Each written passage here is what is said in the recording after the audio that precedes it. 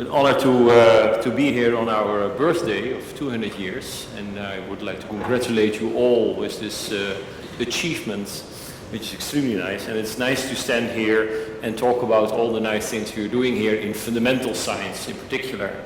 Like I very much, in that sense, like Evina's call for be brave and do fundamental science. So we should see ourselves as brave people doing still fundamental science. And this work I didn't do alone, of course. I did it with a whole army of graduate students, and I would like to mention two in particular because they won prizes for the work we did here, and which I will say something about it, and which is the Wim Newport Prize, which is a prize in the Netherlands for high performance computing. Actually, it's the prize for using Cartesius, which is our national supercomputer, the most efficiently. And actually that came after we were nominated for the Gordon Bell Prize, which is the largest computer on the planet. If you can use that efficiently, you can imagine that using Cartesius efficiently is sort of a home exercise, like, you know, with your little calculator. So that was sort of a by prize, you could say. And the goal of our endeavor was to simulate the Milky Way, simulate the entire Milky Way. The Milky Way contains about, I don't know exactly, but you know, once Gaia is launched, it's the satellite which is going to map out the entire galaxy, we know exactly how many stars. But there are about 200 billion stars. That's quite a lot. And each of these stars probably has planets. So there may be 1 trillion planets in the galaxy. And each of these planetary systems may have planetesimals and comets. And there may be, I don't know how many, but quite a large number of planetesimals and comets.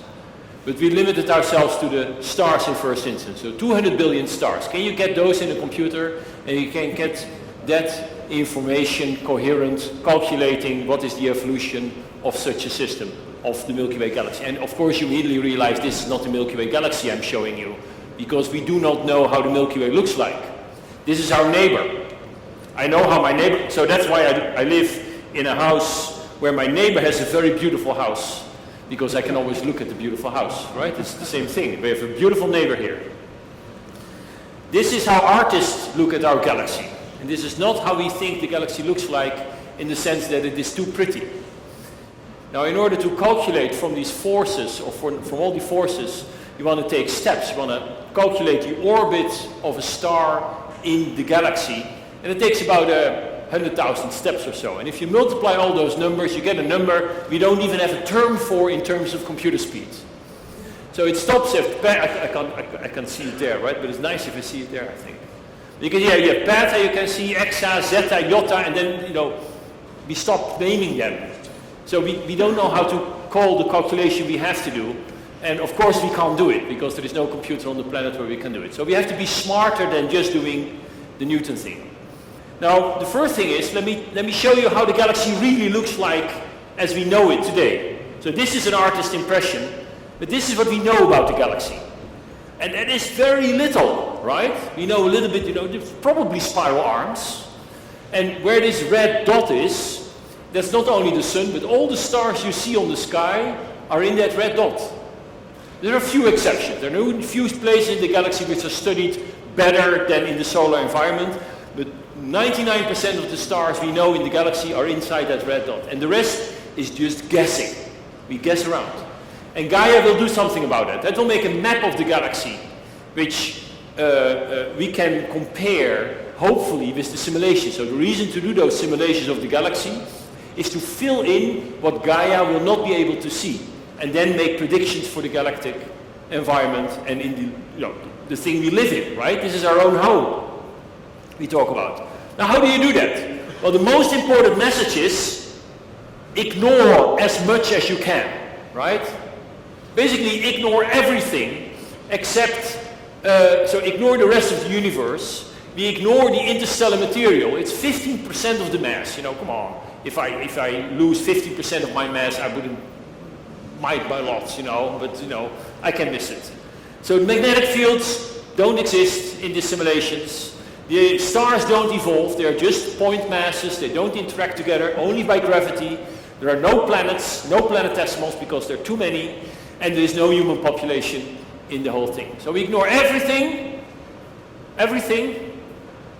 except Newton. We even ignore Einstein. That's a bold thing to say these days, right? So Newton is this little equation. My 13-year-old daughter learns this equation at school and comes to me, Daddy, I don't understand it. And I said, well, I don't understand it either. And the reason I don't understand it is because of the three-body interaction you see on the right lower side. Gravity is so complicated, not because the equation, because that is simple, right? You get it at high school, 2nd grade. I know for a fact, since yesterday. Gravity has a negative heat capacity. That's problem number 1. You know what a negative heat capacity means, right? It means if I'm driving my motorcycle and I slam the brakes, I hit the wall, which is not good. I know that if I slam the brakes, I will go to a stop. But that is my positive intuition of positive heat capacity, and not a negative heat capacity. If I brake, I speed up, which is not what you used to. The force calculation is n squared, we already discussed. So there's a lot of calculations to be done and a lot of data to be generated. And gravity is global aware. It's not like these molecules we had earlier today. They shield each other, right? One molecule at one side of the room doesn't know anything about the molecule at the other side of the room. But I know that a handsome guy on one side of the room and a handsome girl on the other side of the room are still attractive to each other. That is how gravity works.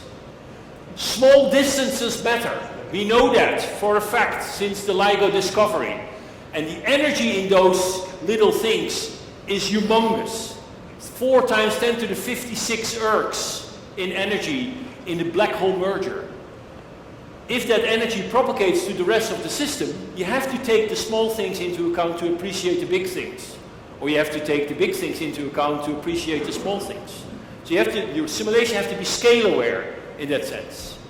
And on the bottom side, but probably worst of all, the equations of motion are intrinsically chaotic.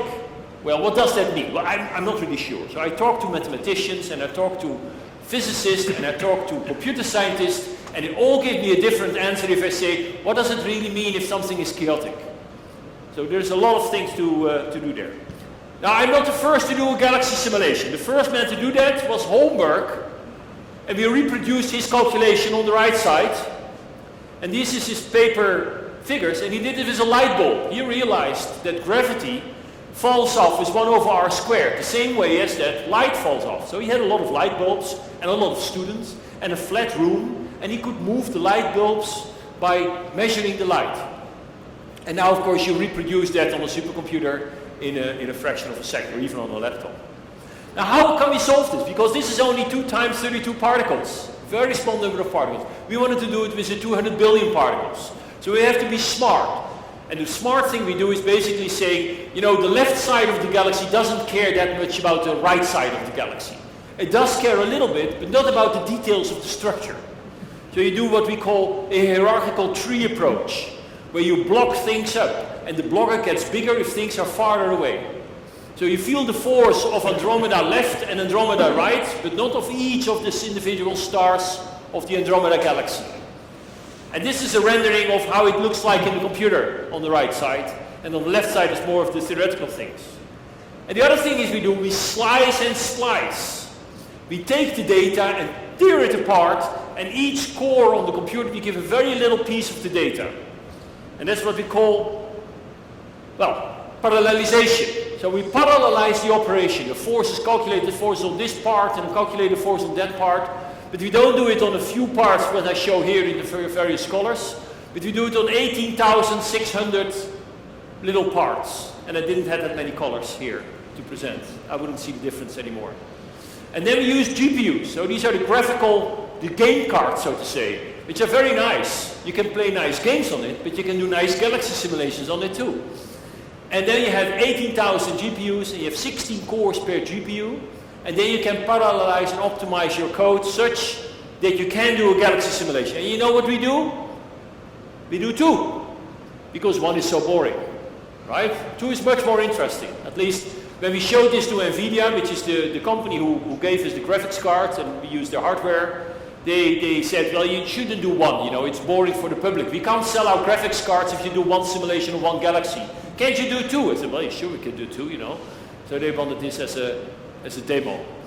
And you see how it looks like. And this is only a few stars we present here. The reason is that if you put in here the 200 billion stars, you know, it's just a sea of particles. There are more stars in the simulation than we have pixels on the screen. But big computing and big data is not big understanding necessarily. I talked to you about this big simulation, which was 25 petaflop, be totally clocked, which is still a record today, and we did it 2 years ago. So in computing it's a series record. But big data and big simulations is not necessarily big understanding. And the reason is still that the underlying equations of motion are intrinsically chaotic. They're like a painting of Pollock, right? It's a mess, but we like it. But it is a mess. This is his most chaotic painting, and it's also the most expensive one. I don't know what that tells me. But that means that small errors I can make in my calculation will propagate to the rest of the system. Well, how do I know that what I'm doing is right? Well, let me show you. So we did a test. I'll show you a test with 16 stars, not 200 billion, but 16. And 16 stars I calculate in low precision. And then I do exactly the same calculation in a better position, and a better position, and a better position, and I overlay them together. And that's the next animation, which is a big question mark. No, not anymore. So what you see is this first calculation is in white.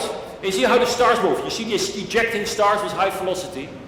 And this is 10 decimal places. This is about what you can do in your laptop, which is the red one, which will give a completely different set of orbits for these 16 stars, which initially have exactly the same realization. Then green is 14 decimal places. And we continue doing this with until we have 54 decimal places accurately for this very small calculation. If you propagate this to 200 billion particles, you need a large number of decimal places because the growth of the error is exponential. And if you increase the number of particles, you need exponentially more digits accurate in your computer, which is not very pleasant. So basically, I can tell you that the calculation I did for the galaxy is completely wrong. Every star is on the wrong position. I cannot calculate it because I need trillions of decimal places, which we don't have. The computers don't get faster and are not optimized for this. But what you can see is that even though each of the individual orbits is wrong, the picture stays sort of the same. Right? It doesn't grow, it doesn't get elongated, it doesn't move. It's sort of the same appearance. So statistically, I can do a 38 decimal place calculation here, where in this case the energy error is 10 to the minus 70 in normalized units, which is way better than anybody has done before in this sort of calculations. But it's still the same picture, it's still the same appearance. So statistically, it doesn't matter. You don't have to go to this ridiculously high accuracy. You can actually do rather dumb calculations, rather low precision, and still get a good answer. So the big question is, are we the apes on the shoulder, or are we the shoulders under the ape? Right? Well, I don't know yet. But you get a lot of data out of this calculation. So the next step is, and we are working already for a year on analyzing the data, what to do with it. So big calculations are fun to do, but the big calculation doesn't necessarily mean a bigger intuition or a better understanding of the physics. That is the whole data processing. That's the whole data mining that goes after that. That's all.